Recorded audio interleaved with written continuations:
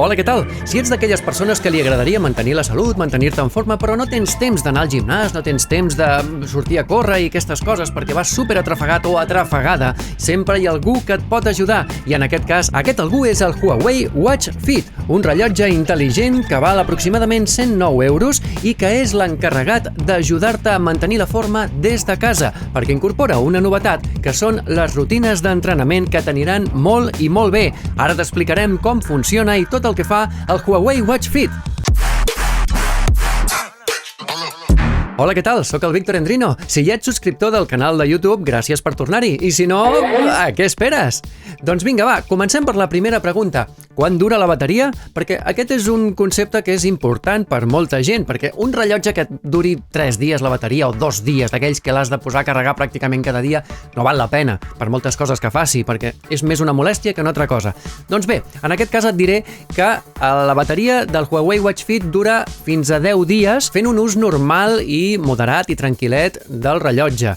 I aquest moderat i tranquil·let inclou 30 minuts de GPS, és a dir, pots sortir un cop a la setmana a fer una ruta, una carrera o alguna cosa, però sense passar-te. Segons les especificacions del fabricant, si ja fas servir el GPS uns 60 minuts per setmana, la cosa et baixarà una mica, cap a 7 dies o així. Però que tinguis en compte que si ets esportista que fas tirades llargues, aquest GPS et durarà funcionant contínuament només 12 hores. Això sí, una cosa molt bona que té és que quan el poses a carregar, en mitja hora una mica més, ja el tens carregat al 100%. Següent pregunta, què tal amb el WhatsApp?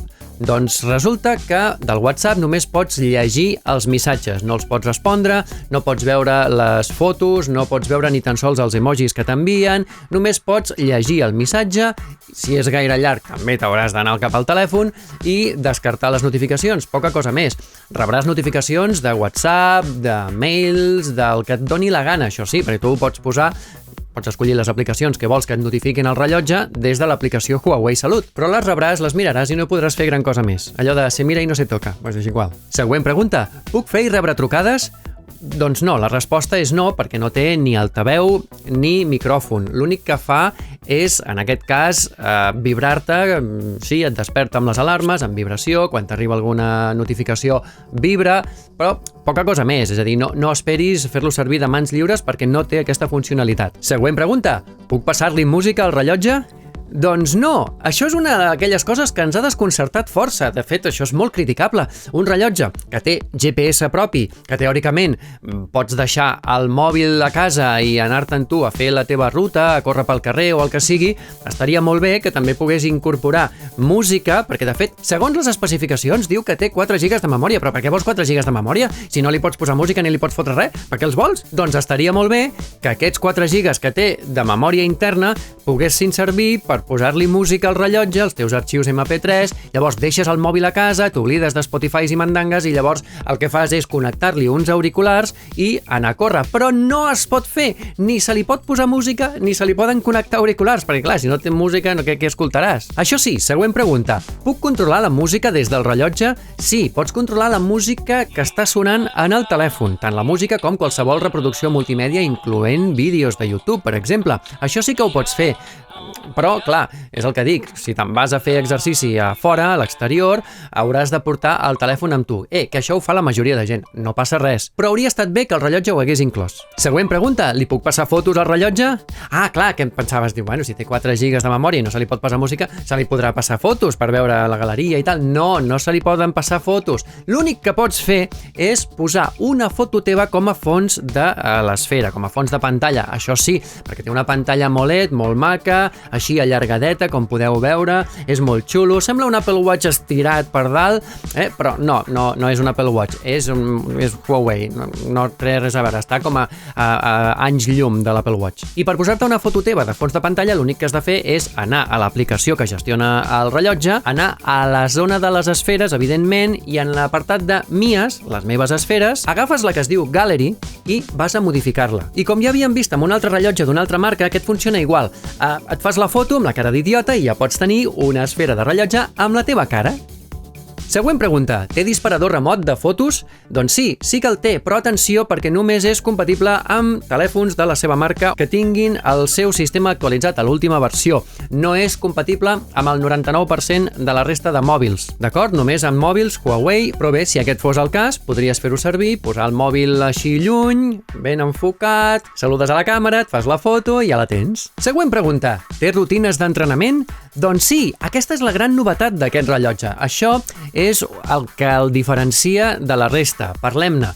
Són unes rutines que et permeten fer estiraments, enfortiment muscular, allà una mica de tonificació de diferents grups musculars, abdominals, cames, braços, esquena, etc. N'hi ha 12 o 13 i cadascuna d'elles et diu tot el que has d'anar fent. I et surt un senyor amb el moviment que has de fer, estirament de coll, no sé què, abdominals, ara fes aquesta postura, fes aquell altre, aquest exercici, aquell altre, i sempre amb animacions d'un senyor que va fent els moviments nyiqui-nyaca, veus? Doncs aquests exercicis els pots fer a casa, a la feina, els pots fer en qualsevol moment que t'enganxi i així ja no tindràs excusa per mantenir-te en forma i tenir els músculs tonificats. Següent pregunta, quines activitats té? Doncs té gairebé un centenar d'entrenaments i de tipus d'activitats, esports, d'interior, d'exterior, també en té unes altres que són de força, de ballar, ioga, pilates, crossfit, taekwondo, arts marcials, moltes coses de ballet, de dansa, baile latino, dansa jazz. Com veus, és un rellotge molt pel dia a dia, per la gent que fa activitats, que no només fa esport, sinó que també pots fer altres coses de lleure, no? Bailes en grupo, per exemple, tai chi, frisbee, darts, tir amb arc, mira, laser tag també té, pujar escales, mira, també té pesca, poc exercici fas fent pesca, però també et relaxes i et va molt bé. I té molts esports, d'hivern, d'aigua, esports extrems, parkour, orientació... Molt bé, doncs tot això és el que tens i a més els entrenaments i a més algunes rutines de córrer amb guia, que està molt bé perquè pots fer aquells intervals que tu de tant en tant t'agrada fer. El problema és que no són personalitzables, que ho sàpigues, que si tu vas adquirint un rendiment i un fons físic i una progressió com a atleta, digue-li com vulguis, no podràs personalitzar-te els temps dels intervals. Següent pregunta, és precís el pulsòmetre? Doncs sí, en aquest cas sí, és molt precís el pulsòmetre perquè a més jo vaig fer una prova amb un tensiòmetre pulsòmetre que tinc, d'aquests de mirar la pressió en el canell i tal, i em sortia 57. Doncs bé, després em vaig fer un mesurament amb el Huawei Watch Fit i em va sortir, més o menys el mateix, la mateixa freqüència cardíaca, per tant podem donar-la per bona. Següent pregunta, és precís el GPS?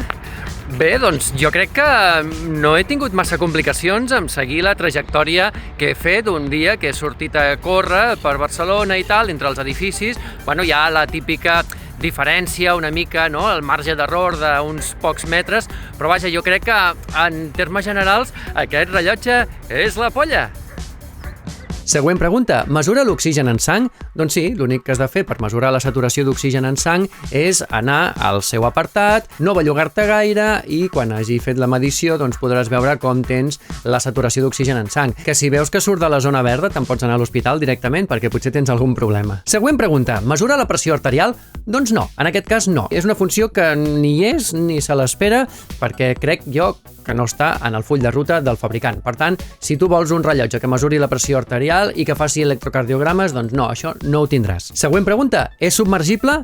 Doncs mira, aquí hauríem de dir que més que submergible és resistent a l'aigua, perquè submergible el que no pots fer és submergir-te, no pots fer submarinisme amb ell perquè llavors te'l carregues, ni pots fer esports d'aigua de velocitat, és a dir, esquí aquàtic no pots fer perquè a la que caiguis a l'aigua, la castanya que li fotràs a la velocitat que vagis, segurament se li colarà aigua. Això és el que diu el fabricant. Tota la resta de coses amb aigua, sí, les pots fer. La vida quotidiana amb aigua la pots fer, pots nedar, pots fer altres esports d'aigua, que aquí també hi són. Doncs sí, ho pots fer, però sempre amb cura. I tingues en compte que la corretja és de silicona, que si vas a banyar-te al mar, després li passis aigua, les bandeixis una mica amb aigua dolça. I bé, podríem estar parlant molta estona, però arribem ja a l'última pregunta. Quant costa?